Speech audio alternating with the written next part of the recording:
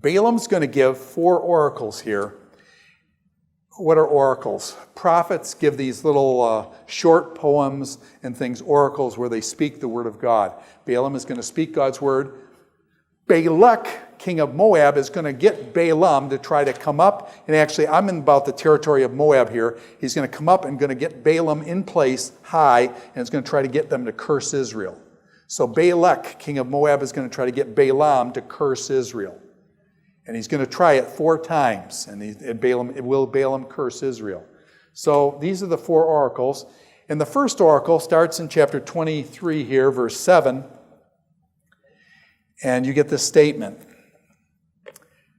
Okay, let me start back. Balak brought me from Aram, basically from Mesopotamia, up by Syria.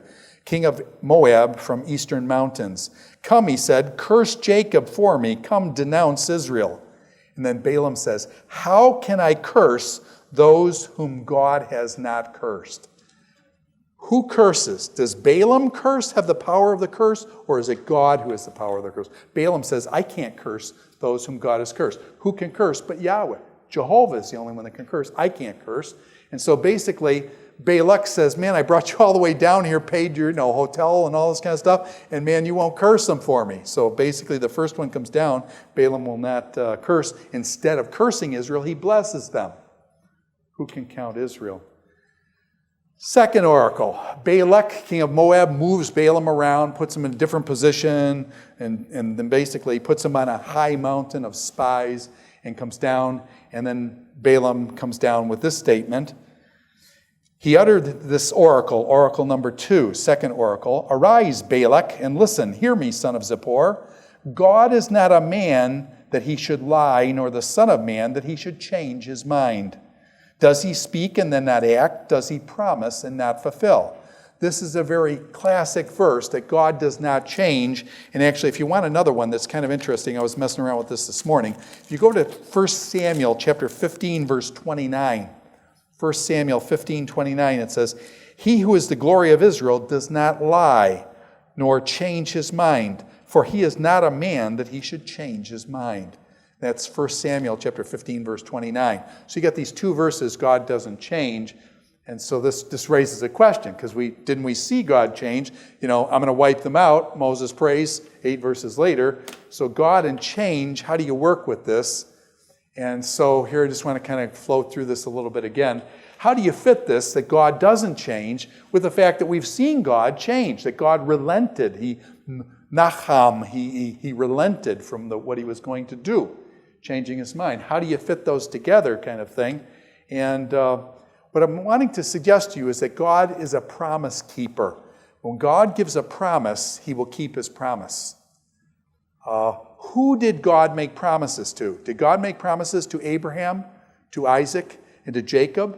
Did we see the promise? We saw the promise was the what? The land, the seed, and the blessing. It was given to Abraham, was reiterated to Isaac and to Jacob, on down to the Israelites and stuff, this land, seed, and the blessing kind of thing. The Abrahamic covenant that he made with Abraham.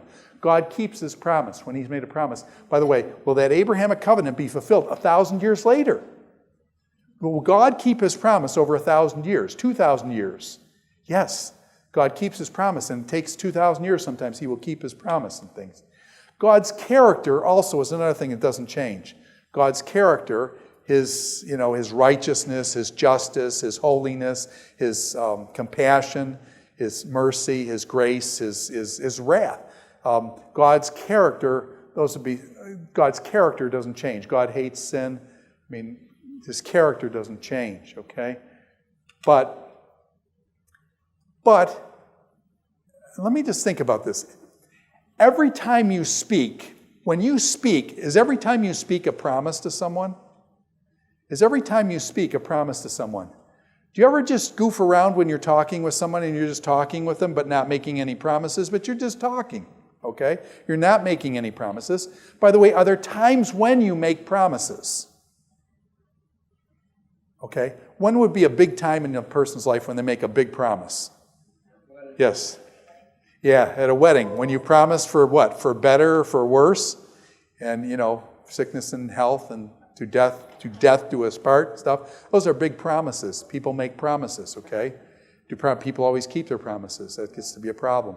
Okay? Does God keep his promises? So we make promises. But do we always promise, or just sometimes we just play around, talk to people? Are we ever sarcastic? Do we ever say the exact opposite of what we mean? Are we ever sarcastic, saying exactly the opposite of what we mean? Yeah. Now, is that evil to be sarcastic? No. Will God be sarcastic sometimes? Does anybody remember the prophet Elijah? Elijah is sarcastic. The prophets of Baal are bouncing around. And Elijah says, hey, you guys, you better scream louder. Baal's on the pot, man. He can't hear you. Yell louder. He can't hear you. Is Elijah mocking them out? Does Elijah believe in Baal? Elijah in, 1 Kings 18, doesn't believe in Baal. He's mocking them out. Okay? So I'm saying is, do we have all sorts of different ways that we can communicate? Can sometimes we just express how we feel? Now, is that a promise? Or are we just saying how we feel at the moment? Okay? So we can express our feelings. We can express our commitments in a promise. We can express sarcasm. We can make jokes. There's many ways that we can express ourselves. Okay? What I'm suggesting is that God, if we can express ourselves in different ways, can God also express himself in different ways? And so I'm saying is when God gives you a promise, is he going to keep his promise? Yes, but God can also just communicate other ways. And not everything he says is necessarily a promise. Sometimes he's just, he's talking or something, doing something different. So God then is involved in creative possibilities. Sometimes then there's possibilities, and God himself explores the possibilities and stuff. What I'm trying to say is there's conditional statements with God.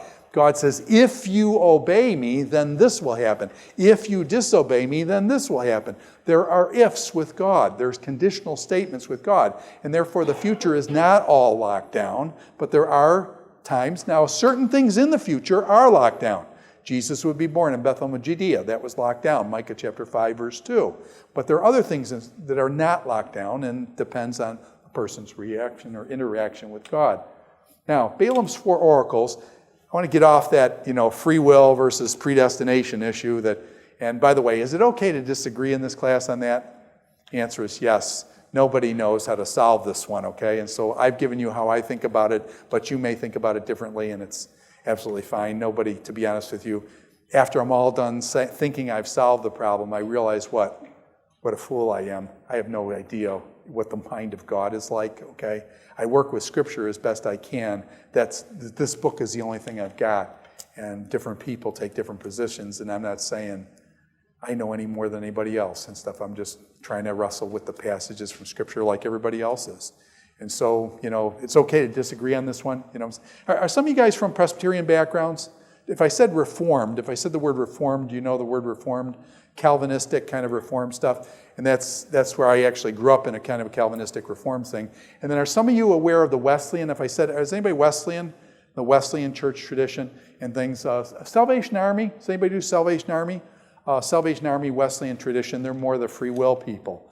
And over my lifetime, I've kind of migrated from kind of a Reformed and more to the free will side now and things. And I'm not saying that's right or wrong and stuff. That's just where I've done largely out of my study of Scripture, but I'm not sure that I'm right yet. Okay.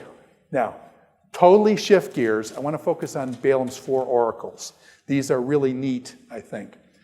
The second oracle, Balaam mentions this in the second oracle down to verse 21. Balaam says this, no misfortune is seen in Jacob, no misery observed in Israel. The Lord their God is with them, the shout of a king is among them. Let me read that again. He parallels these two things. He parallels, the Lord their God is with them, the shout of a king is among them. Who is Israel's king? Jehovah. The Lord is among them, the shout of a king in their camp. Jehovah, their God, is their king. Jehovah is their king. And so in this passage, Balaam tells, I can't curse Israel. Their king is who? Who's the king of Israel? Jehovah. Moses is not the king. Jehovah, Yahweh, is their king. So that's in Oracle 2. Balak then takes him over to Oracle 3. They migrate over to a different thing, and this is kind of interesting here. Let me read a little bit of the Oracle number 3, the setup of it. It says, the Spirit of God came on him. By the way, was there the Spirit of God in the Old Testament? Yeah, the Spirit of God came on Balaam, and he uttered his oracle. Here's the oracle. The oracle of Balaam, son of Beor. The oracle of one whose eyes see clearly. The oracle of one who hears the words of God, who sees a vision from the Almighty, who falls prostrate. What's that mean? He falls down, and then notice how he prophesies, whose eyes are open. So he falls on the ground with his eyes open, and then he gives this prophecy. That's what's called an ecstatic utterance. You know what I'm saying? So the prophet is going to give a prophecy from God. He actually falls down on the ground, his eyes are open, and he gives this message from God with his eyes open. It's kind of like, now this is pretty weird, the slain in the spirit. Does anybody even know what that is anymore anyways? In the old days, they used to have a thing, slain in the spirit. It's kind of like that, boom, the guy goes down and stuff, and then he gives this prophecy from God or something. Okay, so this is it. But notice now what he says, okay? So he's an ecstatic prophet. He's going to this, emotional thing, boom, he's down and stuff. And in chapter 24, verse 7, here's what he says concerning the king. Water will flow from their buckets. Their seed will have abundant water. Their king will be greater than Agag. Their king will be greater than Agag. Agag is a human king. Is he saying that Jehovah would be greater than a human king? That would be a dumb statement, right? Of course God is greater than Agag. Is this referring to a human king? Their king will be greater than Agag. Their kingdom will be exalted. And so what here you have in this third oracle is that basically you've got a human king being referred to, a king who will be greater than the king Agag. So what you have in the two oracles of Balaam is you have one oracle referring to God as their king. You have another oracle where he's referring to a human king who will be greater than Agag. So you've got these two kings that Balaam is referring to. And then from oracle 3, guess what he's going to talk about in oracle 4?